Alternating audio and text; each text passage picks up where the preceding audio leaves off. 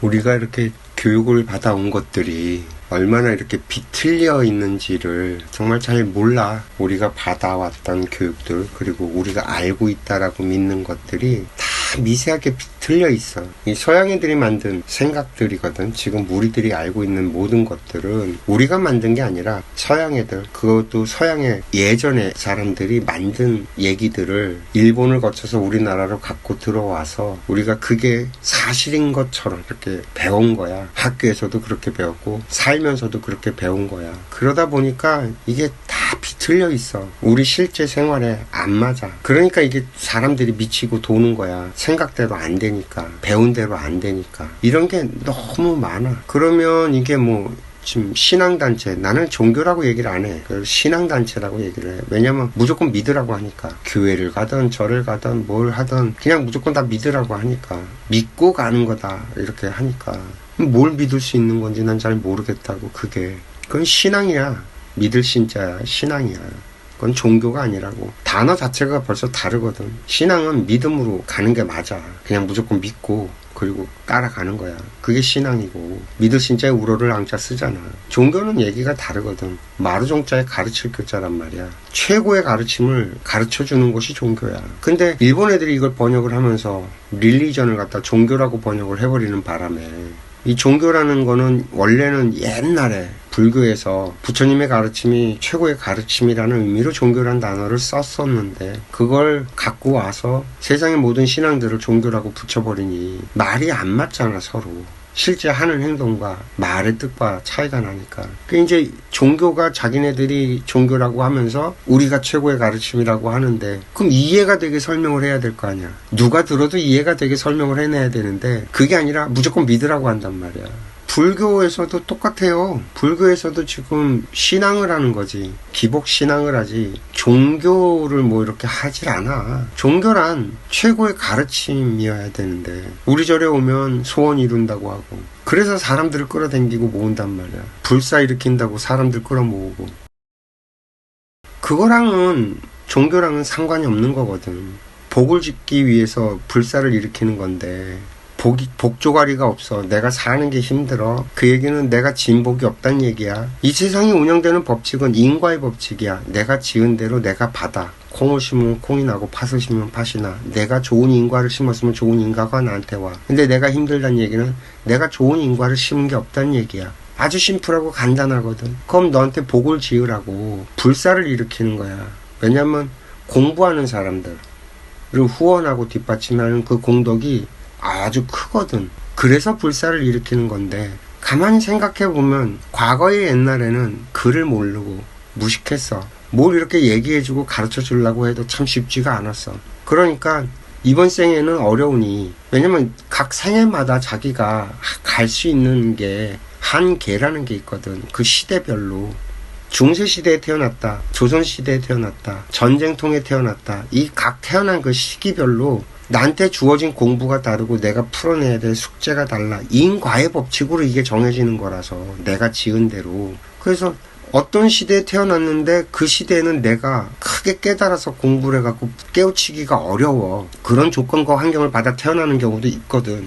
그래서 부처께서도 뭐라고 얘기했냐면, 여러 생에 걸쳐서 깨달음을 얻어가는 것이라고 설명을 했어. 단방에 깨우치는 게 아니라 그런 조건과 환경, 내가 깨우칠 수 있는 조건과 환경을 만들어 쌓아서, 그런 다음에 그 환경에 태어나서 내가 공부해서 깨달음을 얻는 거야. 서가모니도 그렇게 깨달음을 얻었다라고 자기가 얘기를 했고, 실제로 그렇게 놓고 보면 과거에 태어났던 사람들이 깨달을 수 있냐? 조건과 환경이 안 됐다는 거야. 뭔가 설명을 해주려고 해도 설명이 잘 되기가 어려워. 이해할 수 있는 폭의 한계가 있으니까. 가만히 내가 생각을 해보면, 할아버지 할머니 세대들, 나한테 할아버지 할머니 세대들은 생존에 급급했던 세대들이어서 뭘 사람이 어떻고 인생이 어떻고 뭐 이런 얘기를 해도 그게 귀에 들어갈 형편이 안 돼. 근기가 안 되고.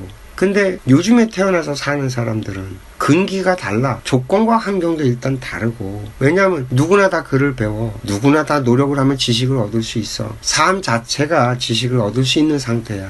그 옛날에 구인사 이대큰 스님께서 요즘 태어나는 아이들은 50 먹은 영혼이 온다. 옛날에 50 먹은 영혼이 온다. 이런 표현을 쓰신 적이 있는데 난 그 말이 딱 듣자마자 이해가 확 됐어. 그만큼 요즘 태어나는 아이들이 머리가 좋고 똑똑하고 이해력도 깊고 한 게 과거에 옛날에 한 50 먹은 정도 수준의 사람이 받아들일 수 있는 그 수준으로 태어나는 거야. 태어날 때부터. 그럼 얘네들은 부처가 될 수 있는 근기도 갖고 태어났고 조건과 환경도 갖고 태어났다고. 네가 부처라는 걸 깨닫기만 하면 되는 세상이야. 지금 이 대한민국에서 살아가고 있는 모든 인간들이 네가 부처야 라는 말을 알아들을 수 있는 백그라운드를 다 가졌단 얘기야. 근데 네가 부처야 라고 하면 에이 하고 심리는 도망간다니까. 부처를 저 하늘의 별처럼 바라본다고. 지가 그런 사람인 줄 모르고. 이 참 괴리가 있는 거예요 이게. 교회에서도 마찬가지예요. 네가 예수처럼 살아야 된다고 가르치는 거거든. 사실은 내용인즉슨 내가 곧 길이요 진리요 생명이란 말은 나처럼 살아야지만 너희가 하나님에 이른다라는 뜻인데 사람들 보고서는 그렇게 살으라고 얘기하면 다 심리는 도망가는 거야. 참 이게 뭐지 싶은 거야. 다들 조금만 생각을 바꾸고 조금만 생각을 해보면 알아질 수 있는 것들이 너무 많은데 가령 예를 들어서 설명을 하면 이런 거예요. 사랑에 대해서 얘기를 하는 것 중에 이 사랑이라는 것 중에서 가장 유명한 게 뭐냐면 성경에 나와 있는 고린도전서 13장인가 거기에 나오는 사랑은 언제나 오래 참고 온유하며 시기하지 않으며 뭐 이런 얘기가 있거든. 근데 고린도전서가 뭐냐면 예수가 죽고 난 다음에 예수가 살아있을 때 예수를 따르던 사람들이 있었어. 12제자라고 하는. 근데 12제자 말고 사도 바울이라는 애가 있어. 얘는 예수가 살아있을 때는 예수를 믿지 않았다고. 만나지도 못했고. 근데 얘가 예수를 믿는 애들을 핍박하러 돌아다녔던 애거든. 예수를 믿는 애들을 핍박하러 돌아다녔던 애야. 잡아서 족치고 막 이런 일을 하던 사람인데 그래서 이제 자기가 또 어떤 임무를 부여받아서 저쪽 어디에 예수 믿는 애들이 있으니까 거기를 갔다가 조사를 하라고 명을 받고 움직이고 가다가 광야에서 예수를 본 거야. 그래서 얘가 거기서 어떤 사건 때문에 예수를 받아들이고 예수를 믿기 시작하고 그러면서 예수의 말씀을 전달하기 위해서 일평생을 바치다가 죽거든. 그런 사람이 있어. 사도 바울이라는. 근데 사도 바울이라는 이 양반이 굉장한 엘리트였던 거야. 글도 알고. 그래서 이 사람이 그걸 사역이라는데 예수를 믿으라고 이제 여기저기 돌아다니면서 이제 예수 전도를 하고 그러면서 조직을 만들고 거기 사람들이 이렇게 모여서 그렇게 생활하게 공동체를 만들고 뭐 이런 것을 하고 돌아다녔어. 그러다가 이제 그런 공동체에서 문제가 생기니까 거기다가 편지를 써서 이렇게 해야 된다. 이런 거다 저런 거다. 이렇게 쓴 글들이 많아. 그래서 성경에 보면 사도 바울이 쓴 내용들이 되게 많아. 이 고린도전서라는 건 그 중에 하나야. 고린도라는 곳에 공동체가 있는데 거기에서 파벌이 나뉘어져 갖고 난리부르스가 나니까 거기에다 대고서는 이렇게 사랑은 이런 거다라고서는 글을 쓴 거야. 근데 이게 그 시절에 그게 로마 시대니까 예수가 로마 시대에 그리스어를 썼다고. 아직 로마 문자가 이렇게 로마 글이 있었을 건데 왜 그리스어를 썼는지 모르겠는데 어쨌든 그리스어로 써. 그러면서 그리스어 중에서 사랑이란 단어가 없어. 그때 당시에는 사랑이란 표현이 없었던 시절이야. 그 중에서 뭐 우정도 있고 애정도 있고 아가페라고 하는 이게 있는데 이 아가페를 갖고 온 거야. 사랑이란 단어가 없으니까 아가페를 갖고 와서 아가페는 이런 것이다 라고서는 쭉 썼는데 그 시절에 아가페의 의미는 사도 바울이 말하는 그 의미랑은 너무너무 달라. 어떨 때 사용을 하냐면 신이 인간을 이렇게 두루 다 살피는 이런 의미를 아가페라고 해. 근데 그리스 신들이 질투가 많아. 제우스며 뭐며 뭐 오만 짓거리를 다 했거든. 그리스 신들을 보면. 근데 아가페를 했다? 그게 무슨 의미지? 이해가 안 될 수도 있는 거고. 또 이 아가페를 어떤 때 쓰냐면 로마 황제가 백성들을 보살피는 걸 아가페라고 썼다고. 근데 그 시절에 로마 황제들 지 꼴린 대로 했는데 지 멋대로 했는데 무슨 아가페를 했지? 그럼 또 아가페를 어떤 식으로 쓰냐면 누군가의 후원자가 되는 거를 아가페로 썼어. 그러면 아가페가 뭐냐면 이렇게 지원해주고 믿어주고 뭐 보호해주고 이런 의미라는 건데 후원자를 아무한테나 하나? 누구한테나 하나?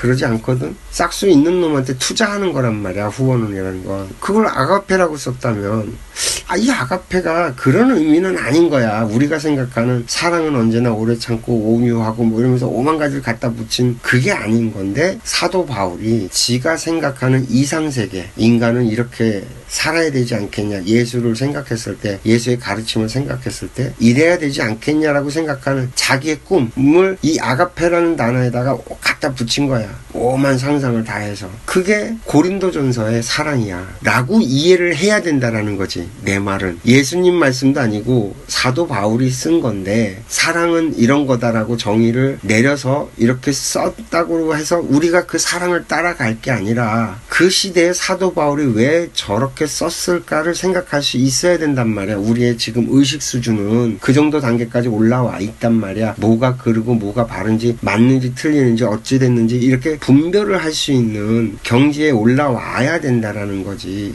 2000년 전에 여기서 저기 가려면 진짜 쇠가 빠지게 걸어서 죽을 똥살똥 다녀야 되던 시기에 그 생각이 얼마나 대단하게 뻑적지근할 거길래. 근데 내가 이 고린도전서의 사랑을 정말 안 좋게 보거든, 나는. 왜냐하면 그 후로 2000년 동안 사람들이 사랑이라는 이 말에 묶여갖고 스스로 죄인이 돼서 살았어. 잘 생각해봐. 성경에 사랑은 언제나 오래 참고 오래 참아야 된대. 그 참으라는 게 말이 돼? 참아지냐고. 참으면 어떤 일이 생기냐면 병이 나요. 오래 참으면 골병이 들어요. 참는 게 아니에요. 우리는 불편한 게 있으면 그것을 어떻게든 해결을 봐가면서 살아가야 돼요. 그래야지 병이 안 나. 그래야 오래 살아. 사랑은 오래 참는다. 그 사랑 왜 해? 그걸 왜 하냐고. 그건 사랑이 아닌 거야. 바울의 착각이지. 근데 그 말에 묶여서 2000년 동안 사람들이 참아야 된다라고 새가 빠지게 자기 인생을 갖다 다 조져버린 거야.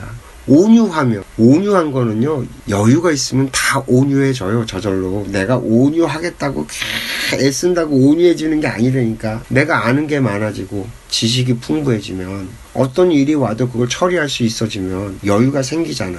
그러면 저절로 온유해지는 거야. 그지 않을까? 사람이 뭘 이렇게 할 수 있는 걸 하라고 해야지, 안 되는 걸 억지로 해가면서, 그럼 백날을 천날을 해도 안 돼, 그건. 난 고린도전서의 그 사랑을 이렇게 읽어가면서 보면 왜 그게 어떻게 해서 작동하는지 원리를 찾아서 분석을 해갖고, 그럼 어떻게 하면 이것이 되며, 시기질투하지 말라고 그런다고. 거기에서 시기질투는 왜 하냐고. 모르니까 하는 거거든. 내가 능력은 안 돼. 저걸 갖고 싶은데, 나도 저렇게 하고 싶은데 저게 안 돼. 예쁘고 싶은데 예뻐지지가 않아. 그러니까 시기질투하는 거거든. 근데 사람이 얼굴이 못생겨도요, 내면이 꽉 차잖아요. 그러면 예뻐 보여요. 사람이 영혼에서 빛이 나기 때문에 사람이 얼굴이 못생겨도요, 함부로 못하고, 내가 함부로 할 수 없는 사람의 느낌을 받아 영혼이 빛이 나면, 그리고 그 사람이랑 잘 지내고 싶고, 그러면 매력을 느껴.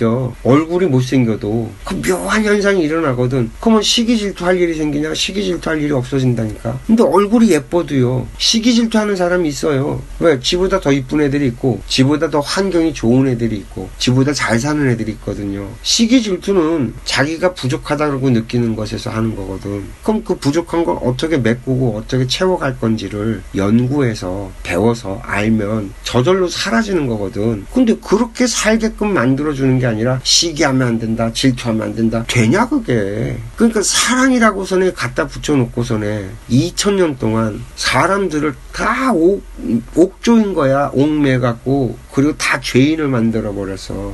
사도 바울이라는 인간이. 그 죄가 얼마나 클 것 같아. 사도 바울은 천국에 못 갔다. 내 장담 안 되니까. 지은 죄가 너무 많어. 다른 사람을 다 병신 만들고 환자 만들고 잘못된 거로 만들어버렸는데 걔가 어떻게 천국에 가? 라고 얘기할 수 있어야 돼. 이게 진리고 이게 종교야. 최고의 가르침이라는 건 이런 거라는 거야. 신앙은 있어도 종교는 없다. 마찬가지예요. 그러면 종교가 다 다르다. 신앙단체가 다 다르잖아. 정말 다르냐? 내가 볼 땐 다르지가 않아. 그 가르치고자 하는 고갱이 있잖아. 각 종교에서 가르치고자 하는 고갱이를 보면 다 같은 말을 해. 가령 예를 들어서 금강경에 이런 구절이 있어요. 응무소주 이기생심이라는 말이 있어. 이게 무슨 뜻이냐면, 내가 이렇게 해야지 저렇게 해야지 막 이런 계산하지 않고, 내가 뭔가를 했는데 내가 이걸 내가 했다라는 생각도 하지 않고 그냥 하는 거. 마음을 내지 않고 그냥 하는 거. 이런 의미야. 그러니까 해도 했다고 자랑하지 않고 뭐 이런 것들을 말하거든. 그래야지만 걸림이 없다라는 얘기를 해. 내가 묶이고 매이지 않는다라고. 매이지 말라는 거야. 이게 정의다라는 것에 매이지 말라는 거야. 5.18은 민주화 운동이다에 매이지 말라는 거야. 우리가 민주화 운동을 했다에 매이지 말라는 거야. 그건 다 놔줘야 된다라는 거야. 이걸 도교, 장자, 노자에서는 뭐라고 얘기하냐면 무의라고 얘기해. 무의. 내가 의도를 갖지 않고 행동하는 거. 이걸 또 예수님은 뭐라고 얘기했냐면 왼손이 하는 일을 오른손이 모르게 하라 그랬다고. 오른손이 하는 일을 왼손이 모르게 하고. 내가 볼 때 다 똑같은 말이야. 이걸 또 공자님께서는 뭐라고 얘기했냐면 70이 되면 종심소욕 부류구라 그랬어. 내 욕심이 하고자 하는 대로 뭘 했는데 그게 자연의 법칙에 어긋나지 않더라 라는 뜻이야. 이게 법도에 어긋나지 않더라. 난 뭐가 다른지를 모르겠어. 얘기하는 게 다 똑같은 얘기를 하거든. 불교도 기독교도 뭐 유교도 도교도 하는 말이 다 똑같은데 진짜 그 핵심 엑기스는 다 같은 말을 하고 있는데, 그러니까 산을 오를 때 산을 오르는 등산로가 하나만 있는 게 아니거든. 결국 올라보면 같은 정상인데 산에 오르지는 않고 저 밑에서 야 이 길이 맞아 이 길이 맞아 이 길이 맞아 이 길이 맞아 하고 있는 것밖에 안 되는 거라. 그래서 신앙 단체들은 많은데 종교에 이른 단체는 없다. 뭐 이런 얘기예요. 뭔 얘기하다 이 얘기가 나왔냐.